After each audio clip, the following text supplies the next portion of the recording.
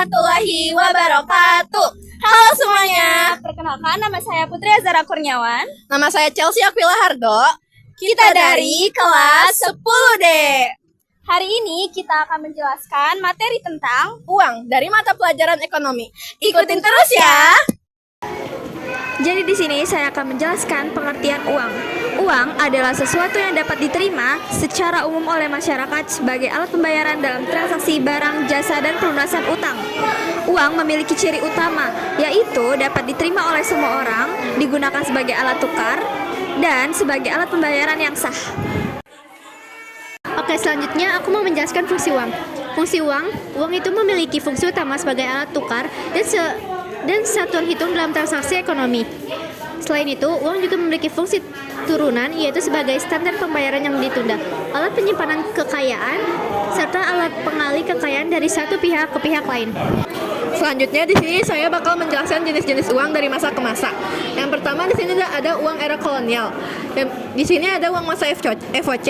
Berikut ada contoh-contoh dari uang masa FOC.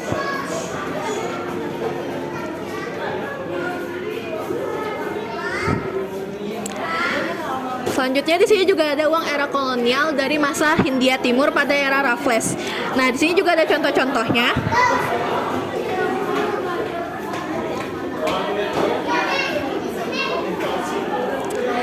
Nah, berikutnya ini juga ada uang penerbitan uang DJB. Nah, di sini juga ada beberapa contoh uangnya.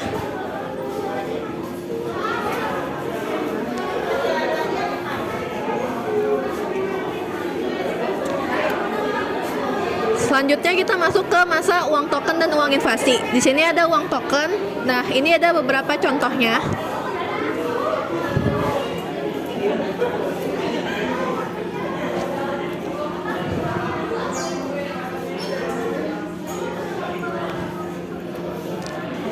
Di sini juga ada uang token dari zaman pendudukan Jepang. Berikut contoh-contoh dari uang zaman pendudukan Jepang.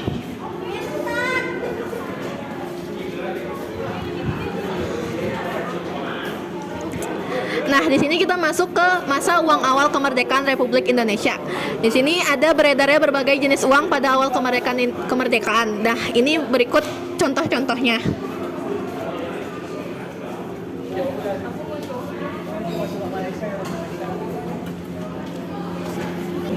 Nah, selanjutnya di sini juga masih ada masa uang awal kemerdekaan Republik Indonesia. Di jenis uang ori sebagai alat perjuangan. Berikut contoh-contoh dari uang tersebut. Di sini juga masih ada masa uang awal kemerdekaan Republik Indonesia yang berjenis orida penegak kedaulatan di daerah. Di sini juga ada contoh-contohnya.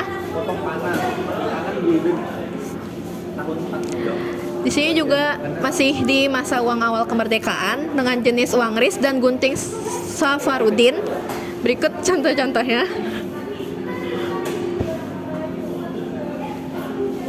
Nah, sekarang masuk ke masa uang pemerintahan dan Bank Indonesia. Di sini ada jenis uang nasionalisasi DJB. Berikut contoh-contoh dari uang nasionalisasi DJB. Selanjutnya di sini juga ada jenis Bank Indonesia sebagai satu-satunya penerbit dan pengedar uang. Di sini berikut contoh-contohnya. Sini kita masih masuk di masa uang pemerintah dan Bank Indonesia yang berjenis ada jenis rupiah Kepulauan Riau dan rupiah Irian Barat. Berikut contoh-contoh dari uang tersebut. Nah, selanjutnya kita masuk ke masa yang masih dipakai saat ini, yaitu uang pemerintah dan Bank Indonesia. Nah, jenis uangnya itu biasanya disebut uang NKRI. Berikut contoh-contoh uangnya.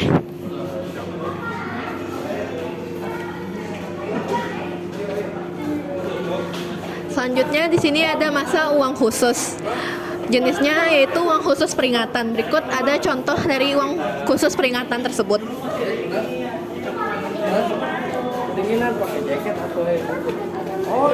Selanjutnya masa uang khusus masih ada jenisnya yaitu uang bersambung. Berikut contohnya yaitu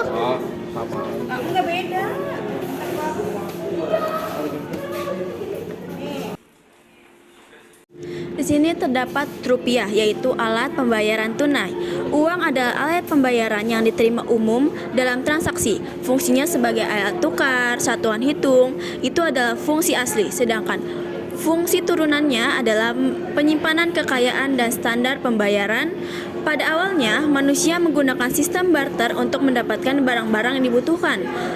Seiring perkembangan zaman, manusia mulai menggunakan komunitas sebagai alat tukar, lalu beralih ke uang logam dan uang kertas.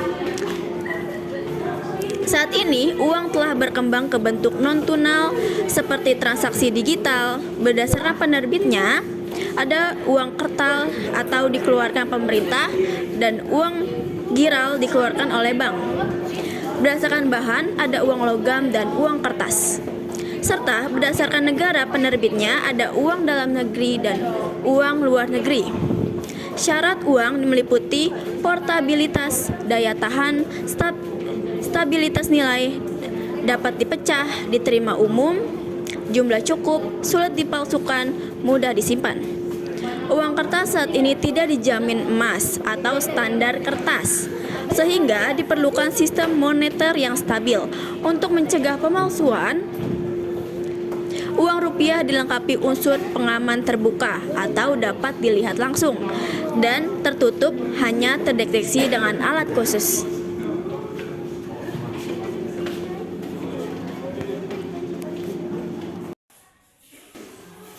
Jadi di sini saya akan menjelaskan alat pembayaran non tunai. Alat pembayaran non tunai adalah pembayaran yang tidak menggunakan uang secara fisik, melainkan melalui perantara bank untuk menyelesaikan transaksi. Dalam sistem ini terdapat dua jenis arus transaksi, yaitu credit transfer dan debit transfer. Credit transfer adalah pengiriman dana dari pengirim ke penerima melalui transfer bank, baik langsung maupun melalui bank perantara.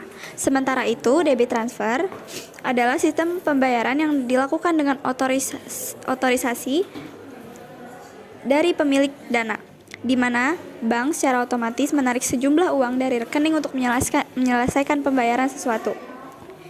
Media pembayaran non-tunai terdiri dari beberapa jenis. Paper-based payment adalah metode pembayaran yang menggunakan dokumen fisik seperti cek dan nota kredit. Kemudian terdapat electronic payment, yaitu pembayaran yang dilakukan secara digital tanpa dokumen fisik, seperti transfer melalui SMS, banking, dan RTGS, real-time gross settlement. Selain itu, ada pula card-based payment yaitu pembayaran yang menggunakan kartu seperti kartu ATM, kartu kredit, dan e-money, yang semakin banyak digunakan dalam transaksi modern karena kemudahan dan keamanannya. Di sini ada pengertian bank. Bank adalah badan usaha yang menghimpun dana dari masyarakat dalam bentuk simpanan dan menyalurkannya dalam bentuk kredit atau pembiayaan untuk meningkatkan kesejahteraan rakyat. Menurut Prof. Ferry Stuart, bank juga berperan dalam memberikan kredit dari dana yang dikumpulkan atau modal sendiri dengan alat transaksi seperti uang giral. Definisi ini diperkuat dalam UU RI No. 10 tahun 1998 dan UU RI No. 4 tahun 2023 yang mengatur fungsi utama bank dalam perekonomian. Ya, selanjutnya ada fungsi dari bank. Ada 3 macam. Pertama, penghimpun dana dari masyarakat. Bank berfungsi sebagai penghimpun dana dari masyarakat karena bank dipercaya oleh masyarakat sebagai tempat yang aman untuk menyimpan dana. Kedua, penyalur dana ke masyarakat. Menyalurkan dana merupakan kegiatan terpenting bank. Sebagian besar penyaluran dana kepada masyarakat terdiri dalam bentuk kredit untuk bank konvensional dan dalam bentuk pembiayaan untuk bank syariah. Melalui penyaluran dana, bank akan memperoleh pendapatan. Ketiga, pelayanan masyarakat. Berfungsi pelayanan jasa kepada nasabah, diantaranya juga jasa pengiriman uang atau transfer, pemindah bukuan, penagihan surat-surat berharga, clearing, letter of credit, inkaso, safe deposit box, dan garansi bank. Nah, selanjutnya di sini aku mau ngejelasin jenis-jenis bank. Jenis-jenis bank dibagi sebagai menurut jenis kegiatannya. Nah, yang pertama itu ada bank sentral. Bank sentral adalah sebuah badan keuangan yang pada umumnya dimiliki pemerintah dan bertanggung jawab untuk mengatur kestabilan badan-badan keuangan. Terus ada bank umum. Bank umum adalah bank yang melaksanakan kegiatan usaha bank secara konvensional atau berdasarkan prinsip syariah. Terus ada bank syariah. Berdasarkan Undang-Undang Republik Indonesia Nomor 21 Tahun 2008 tentang perbankan syariah sebagaimana diubah dengan UU RI 0.4 Tahun 2023 tentang pengembangan dan penguatan sektor perbankan. Bank syariah adalah badan usaha yang menghimpun dana dari masyarakat dalam bentuk simpanan dan investasi dan menyalurkan kepada masyarakat dalam bentuk pembiayaan syariah dengan prinsip syariah. Bank syariah ini ada dua jenisnya. Nah, yang pertama tuh ada jenis bank umum syariah, yaitu bank syariah yang dalam kegiatannya memberikan jasa dalam lalu lintas pembayaran.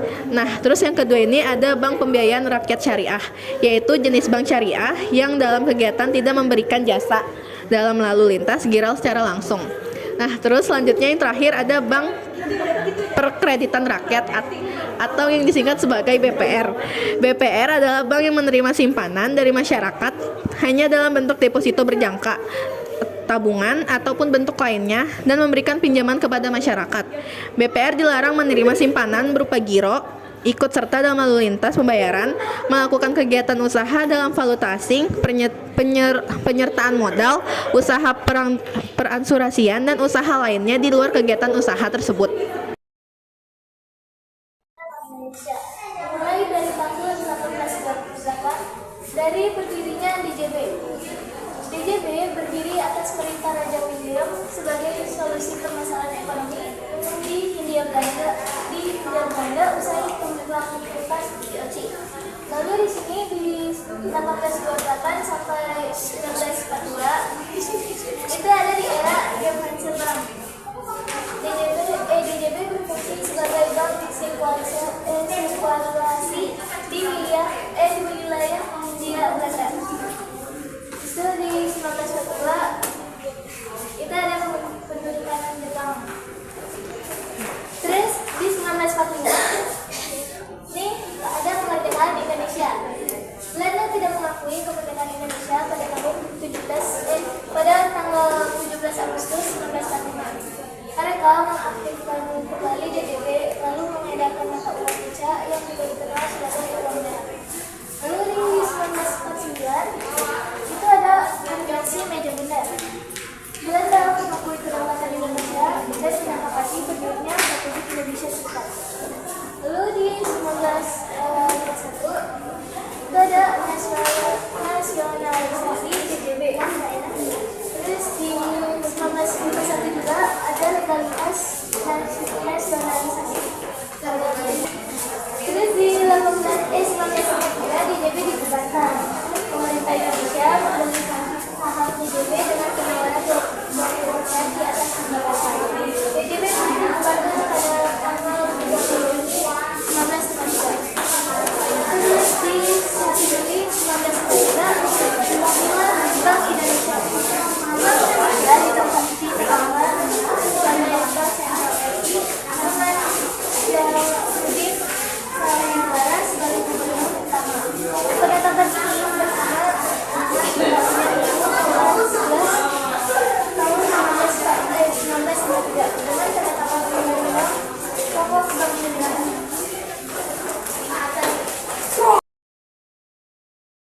Nah, kalian udah menyaksikan pembahasan kita di dalam Museum Bank Indonesia belum?